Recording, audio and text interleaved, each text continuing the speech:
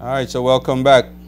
While we were gone, while we were out, we had a few texts. Let me just tell you what those texts say. People said, someone said if government were collecting the rent, people wouldn't want to pay for the rent of the spaces. I must say, according to this plan, the government and the Port Development Group is who's going to be collecting this rent, and people will be paying. If you ain't paying, you're going to be evicted. So a lot of what's going on right now with Craft Alive and so forth, that's done with. This person said something about 10 taxis is enough. If you have too much taxis, the development won't go forward. Obviously, you don't drive a taxi, so you don't depend on the revenue from taxi, and you don't have a family that depends on taxi. And taxi, again, is probably one of the biggest investors in this country.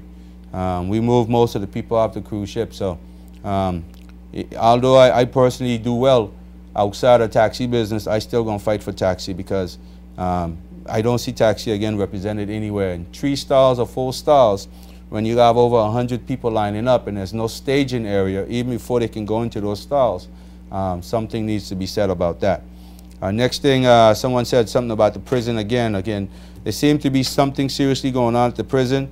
I gotta believe that the Minister for Education and Culture, Honorable Myron Walwyn, is going to be looking in deeply into that. He's responsible for the prison. Let's hope that the food gets better. And Mr. Walwyn, I think you might be watching, or somebody in your camp might be watching to hear what's said. So this person is saying there's people up there that qualify for early release. That means they served their time, they were good, they behaved, you know, they're ready to get back out.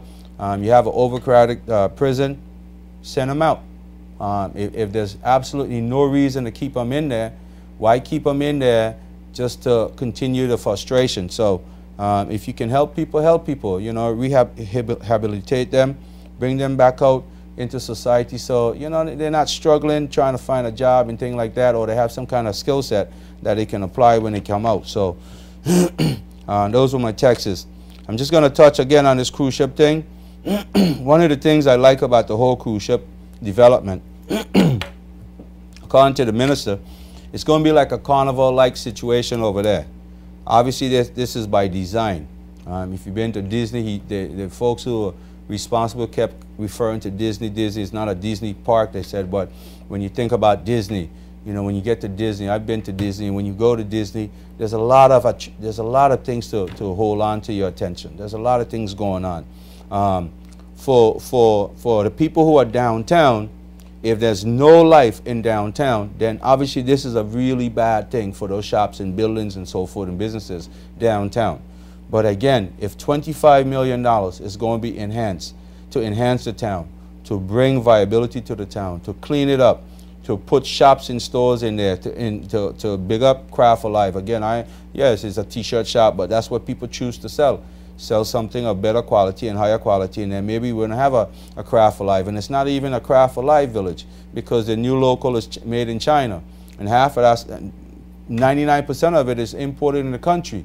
So either we need to stay true to what we say it's there for, let it be craft, local stuff, or bring in something better. Obviously, a lot of people like the t-shirt. They don't want to spend a lot of money. So there's a need for that as well. There's a business model there that people like, you know. So there's room for everybody. But again, I like the fact that when you come off the ship, you know, we do have a percentage of people that don't want to do anything. They sit around. They wonder what's to do. This village will provide them some entertainment.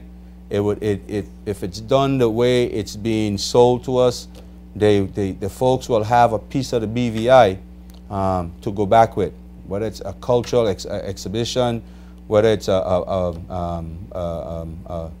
concert or something in a green space, whether it's a piece of jewelry that's you know, like bamboo shea that's made here in the BVI, or like VI Glass, the Glass Studio in Cane Bay. If you can have something like that in there, and these people can grab those stuff and go back, and it's made in the BVI, and it has BVI on it.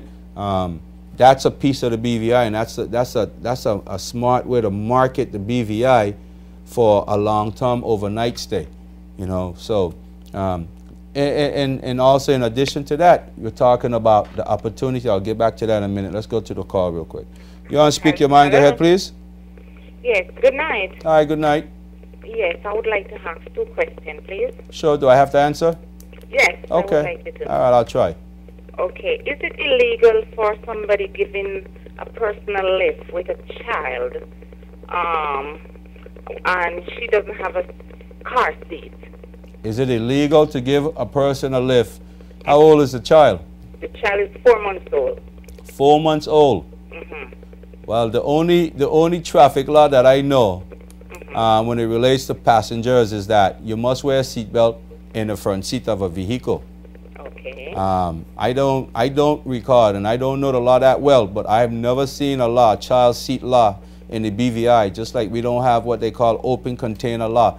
In the States, you have a thing called open container. If the cop stopped you and they see a beer bottle in the back of the vehicle, in some state that's called an open container, you could be fined for that. You know, I don't see anything like that here in the BVI. So I personally would say no. I don't think there's such a law, and I don't think it'll be illegal for you to give someone a ride because they have a 4-month child in their hand. And it was not. The lady did not have the child in her hand. He have the child strapped on her body, and the police stopped the person and tell him he give her a fine, and he said like she's responsible because the law passed 2004 that the person, any child driving a car without a car seat is against the law. Okay. Well, did you ask him for what section of the law it's in? Say it again? Did anyone ask the officer what section of the law you can find that? So far we advised the lady to go to traffic and to continue further with it, because I myself think it was kind of strange, because I said, if people passing on the road with a child going to school, from school, 3 years old and under, do we have to have a car seat, or they have to walk around with a car seat? So let me ask you this. Where was the person sitting in the front seat or the back seat? In the back with the child strapped on her They were sitting in the back seat. It's a 3 or 4 month old child. Yeah. And she in one of those carry things, the slingshot type of seat. And the officer said to you that the child, based on BVI law, should be sitting in a child seat. That's what he said. And he gave her a ticket for that? Yes. Oh, well, then there must be a law. I mean, if he went that far and gave her a ticket, then there have to be a law somewhere, because he would be, he would be a real fool to give her a ticket, summons you to court, and then the judge say that doesn't exist. So I would have to believe it exists. But like you just said, we have a lot of 3-year-old, 1-year-old, 2-year-old kids riding in vehicles without car seat. So that means a lot of other people are breaking the law every day. Exactly, and the thing I want to find out, and I'm asking, if it's illegal for somebody to do that in a private car, is it illegal for the bus drivers and the taxi drivers? Because that's what he said, like everybody has to walk with a car seat. Yeah, that's basically what he's saying. Once it's a child, in the United States, in most developed countries, if the law says a child should be in a child seat up to a certain age, they have to be in a child seat. So it would apply to anybody and everybody. But most of the time, if you're traveling with a young child that needs to be in a car seat, most of the time the child has that car seat. You just take it out, assemble it, put it in the vehicle, and you're good to go. I drive taxi, and I have that all the time. I had it just 2 weeks ago. So, but the lady, even though she was just on the side of the road catching a ride to go to town, and you pick them up, so that's... Well, that's definitely something. We're telling everybody now, we can't give people a ride with a child because we don't drive around with car seats. Well, what you and I should both do is, I'm definitely going to look into that. I have to go and research something else as well. So I'm going to look into that. And next week, God's willing, I'm going to bring the answer to you. Because if there is a law the law should be clear. We should be able to find it. Exactly, Yeah. because I'm one of the law person and I want to know, because I do that too. I give people a ride, and if you're going to be fined for that, then it don't make sense to take up trouble on yourself. Yeah. So Yeah. I just want to find out exactly if I could have get any, understanding from it, if it's really possible, because a lot of people don't have car, but you have a child. What you're going to do, walk around with a car seat to get backward and forward? Yeah. Call me next week. All right, thanks. Thank you for calling. So all you bright people out there, I know we have some really, really smart people out there. If you know anything about that, is there a child seat law in the BVI? And if there is, where can we find it? What section of the traffic law we can find it? And up to what age should a child be sitting in a seat in the BVI if there is a law? I just missed you, caller. Call me right back. Folks, I see your text. Again, because we got, calls are coming through. It's kind of hard to answer those. Let me get to the phone. You're on Speak Your Mind. Go ahead, please. Turn your radio down, please, or turn your TV down a little bit. Hello? Hi. Yes, I just called to comment on the last caller. It appears that in the BVI that there's a double standard, because you have a bunch of these safaris who picking up small little children, dozens of children, none of them strapped in. That's a catastrophe right there. You ain't seen no police you ain't seen no police officers stopping them, but they're always harassing private vehicles. It's more important to safeguard all the children that they transport to school every day. You have safaris going all up Maze, filled with at least 30 children, and none of them strapped in. So it's just ridiculous. It's just ridiculous. That's just my comment for today. Oh, thank you so much. Well, just so you know, ladies and gentlemen, the line of BVI is very selective. They're very selective.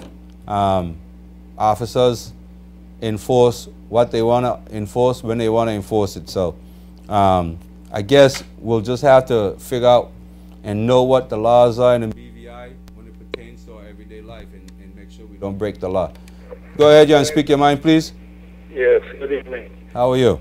Not so bad. How you doing? I ain't complaining, no. Where's the Comrade Courtney? All right. I kind of miss Courtney, man.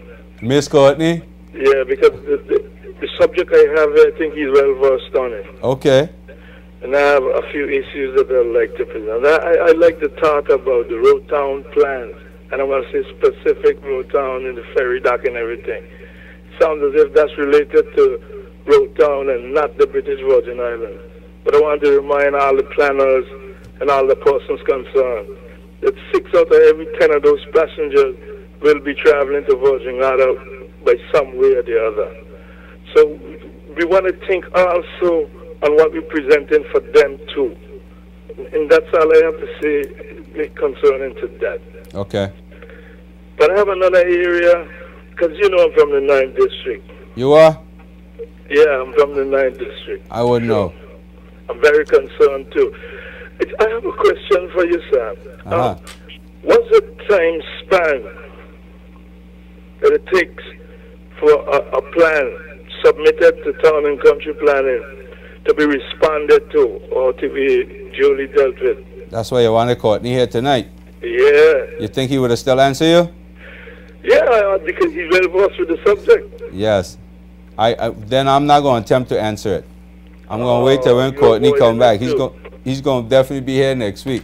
But I would assume it's a reasonable time. I think that was something government was trying to push for development, to get these plans out as quick as they can so people can go about their business, create jobs and so forth. So is that a fact, Sam? Then why at this point we have over 300 applicants into the appropriate agency that have not been responded to or been held without reason, I must say, because the people have no responses. In Town and Country? Yes. I have a real problem with that, because these things will drive our economy. And if you're saying we're into recession, but we got people in our district, we got people around us here who have plans prepared, submitted, finance, but we still cannot get responses from the town and country planners.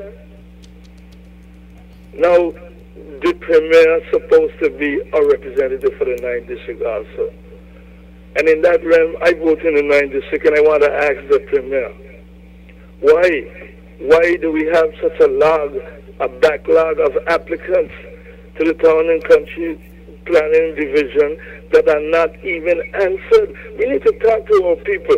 If we say the economy is bad, and we have X amount of people waiting, local people waiting to do development with proposed plans in, why are we not considering them, regulating them, and let them go ahead and boost the economy?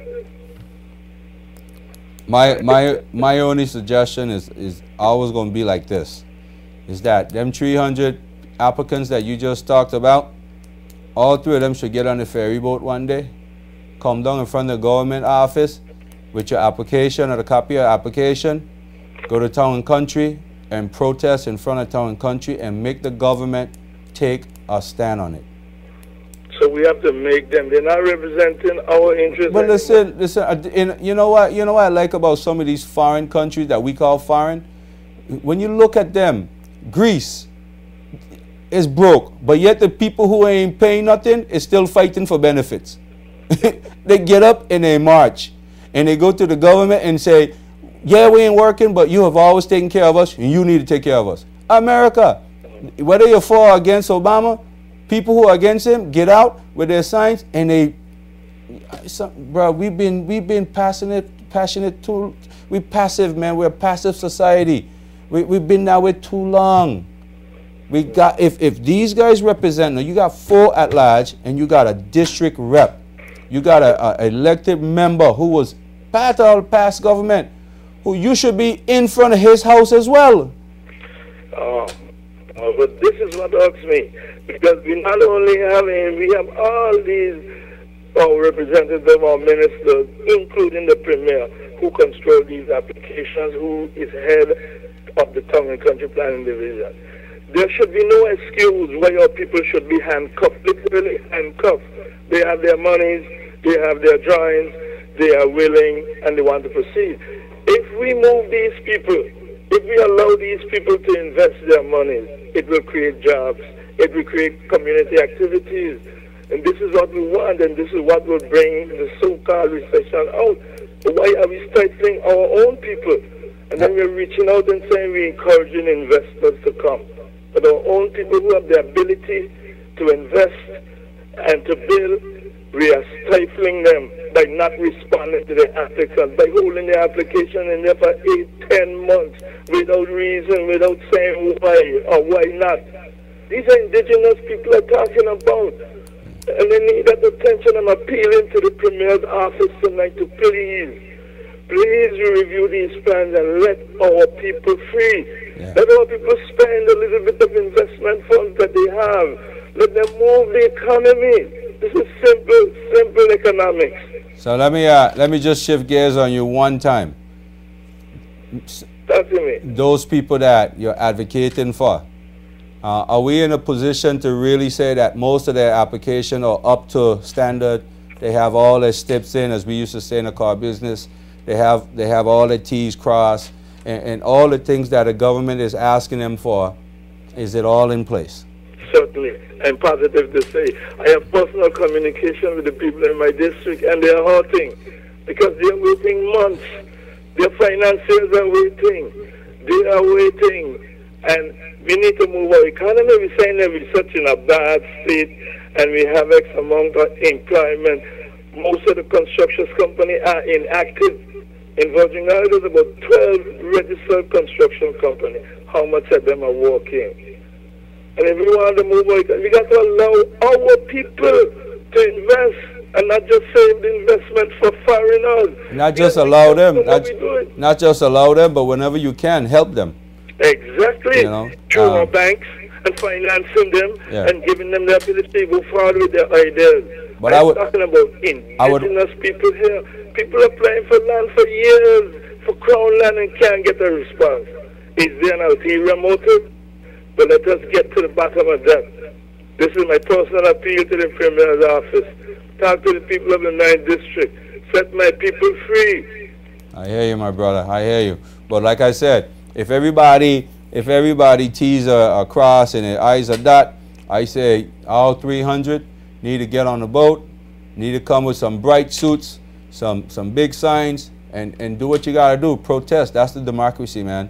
You know, the other day when we talked about... We really need to protest, Sam. You have to. Reach out to our leaders who we put there. We went to the polls and we voted for them unanimously. And we said, we want you to be our leaders. We want you to represent us. Yeah, but now we have to protest, so we turn in and no, I can't feel that. I am appealing to our government and our leaders.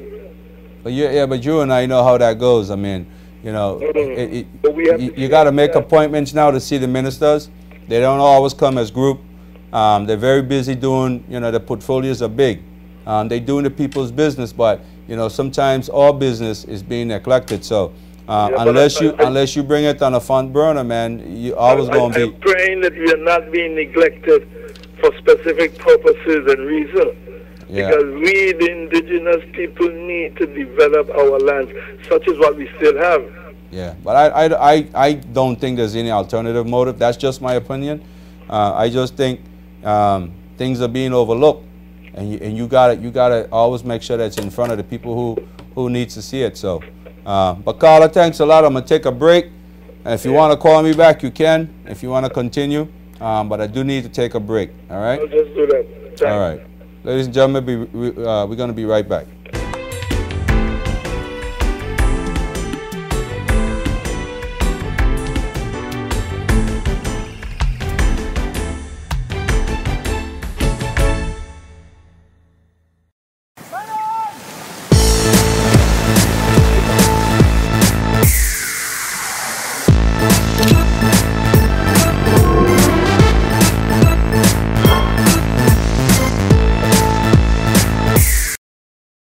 When you need total insurance coverage, Caribbean Insurers Limited is here for you.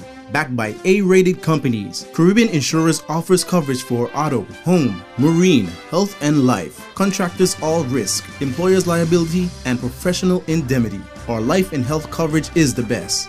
Our in-house claims service beats all the competition.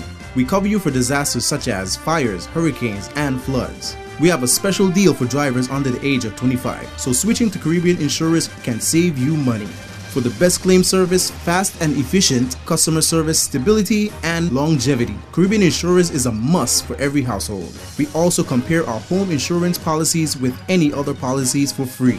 Caribbean Insurers has a wealth of insurance knowledge for almost 40 years in the insurance business and over 500 years total staff experience. Trust us to provide you with insurance when you need it. So, stop by our office today or give us a call and we'll come to you. Call 494-2728.